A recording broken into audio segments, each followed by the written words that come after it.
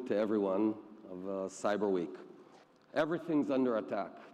Our water, our electricity, our food, our airplanes, our cars, everything is vulnerable and everything is under attack. And why is that the case? Why is so much of our life today already under attack? Well, because it's easy. It's never been easier. If you're a bad country and you're trying to harm or attack someone else, in the past you'd need to send an airplane with commandos or bomber. But today the best ROI is a cyber attack. You just need brains, knowledge, experience, and a good internet line. That's as easy as it gets. So today, the biggest bang for your buck, if you're trying to attack another country, another industry, or anyone, is a cyber attack. So that's why it's going to happen more and more. It's just going to grow exponentially. That's a word we use a lot lately. And that makes me worried. As Prime Minister of Israel, I view this as one of the top threats of national security, and I think that the cyber attacks across the world are one of the top global threats of the world itself. What did Israel do and what are we gonna do about this? The biggest thing that we did is create an industry or allow an industry to thrive. No country alone, no government or combination of governments can solve this problem. We need the prowess of the private industry, and it's got to be a combination of private and government together, because the brains are not only in government, to say the least. So what we've got in Israel is a bunch of really smart people who at a very young age enter the military intelligence, assume huge responsibilities, take charge at the age of 20, 21, could be in combat units or cyber units, but ultimately they're thrown into the Israeli society at a young age with huge capabilities. And that's why we're seeing the boom, the high-tech boom. I was among one of those folks 20 years ago. I had smarter friends who they actually knew what they were doing. But that's the secret of Israel, getting a bunch of different people sitting together. And what we've done, we've created a cyber city, Beersheba. And here's the idea. We bring everyone together, and I like to call it the secret of the lunch. So here's the deal. In the cyber park in Beersheba, you'll have a 25-year-old captain, and she serves in one of the military units. She's out for lunch. She'll be meeting VP R&D of one of the companies, perhaps an associate VC of one of the venture capital firms, and perhaps a professor at the Ben Gurion University, a professor of math. When those four people sit together, good things happen. Innovation is something that you can't command, you can't force, you can't direct. There's no law that we could create that will say, we want you to innovate twice a day. It doesn't work that way. All we can do is allow it to happen. All we can do is allow all these folks to get together and create this fusion and let them move. The high-tech industry in Israel is booming, and the cyber defense industry in Israel is booming exponentially again. Look at this, folks. Of every $100 invested in cyber defense across the world, $41 of those were invested in Israeli cyber defense firms. $41 out of every $100. By doing this, by spreading innovation, by spreading the ideas, by not concentrating it in one place, we're assured that there's a bunch of brains out there working hard to close another loophole, create another patch, and solve another problem. That's by far the biggest secret sauce of Israel.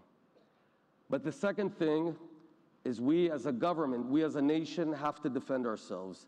And here, what we did was also fairly rare. I think we're the first in the world.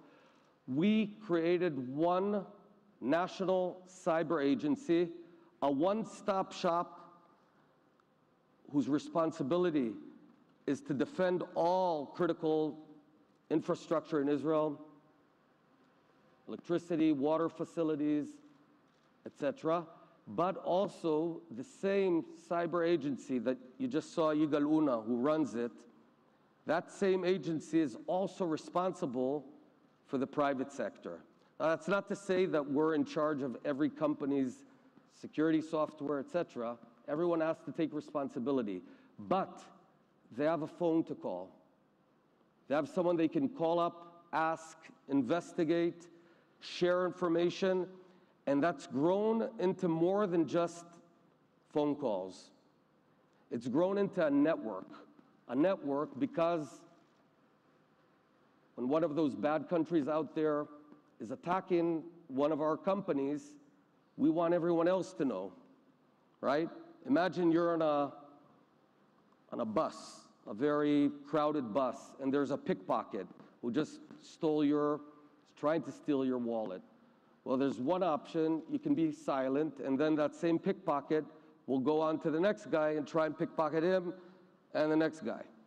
Or what if you took out red spray and you sprayed his face with red and you said, here's a criminal, and everyone else says, oh, there's a criminal, everyone then can defend himself.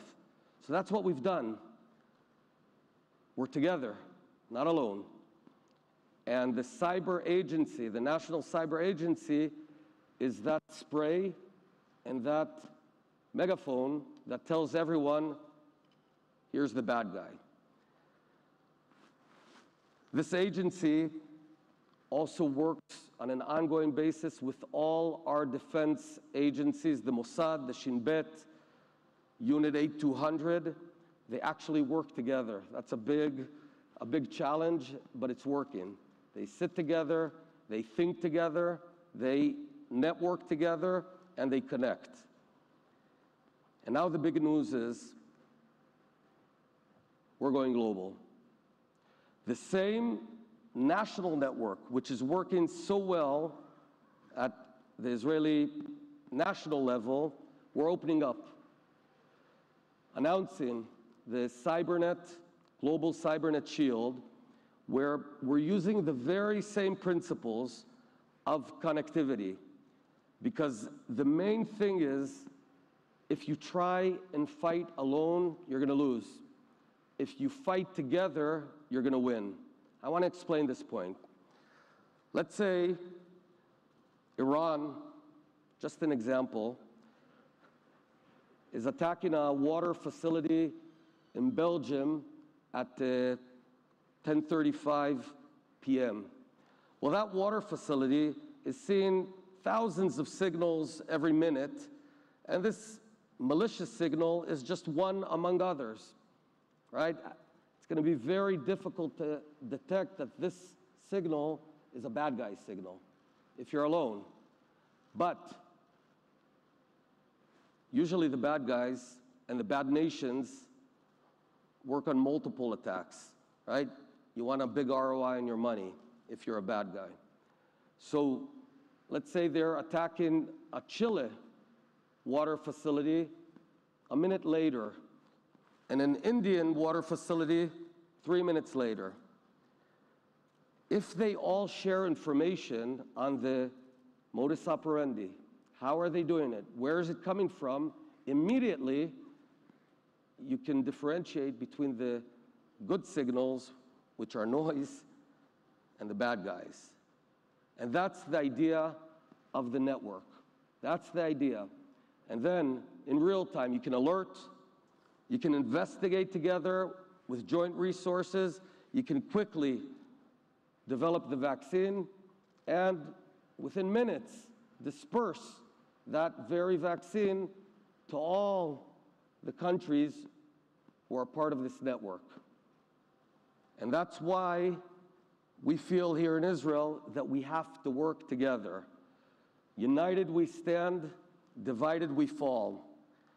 We're already in touch, and we've already signed MOUs with dozens of countries, but we're bringing it to the next level of online, real-time network defense, a global network shield. Think about that.